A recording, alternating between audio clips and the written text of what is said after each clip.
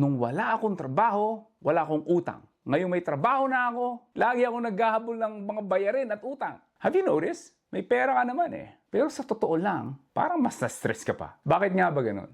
Pag-usapan natin. You see, pag dumating yung sahod mo, may konting hinga eh, di ba? Pero ang kasunod nun, yung kaba na agad. Kasi alam mo, may mga bills na naghihintay. May utang na malapit na yung due date. May pamilyang umaasa sa'yo. May Lazada cart na naka-check out na. At sa loob na 3 araw, ubus na uli ang sahod mo. Kaya nauso yung phrase na, petsa de peligro. Tapos of course, mangangako sa sarili mo. Sabi mo, sa susunod na payday, magtitipid na talaga ako.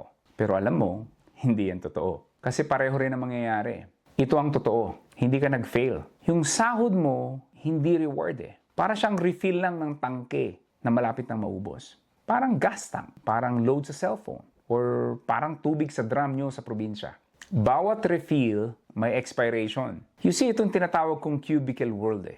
Sa corporate world, it was not designed for you to be free. The system was designed para hindi ka tumigil sa pagtatrabaho. Ito yung mga pagkakataon na akala mo chess player ka, but really you're just a chess piece sa kampon. Yung sahod mo is just enough for you to survive. Tinatawag ko tong the refill pattern.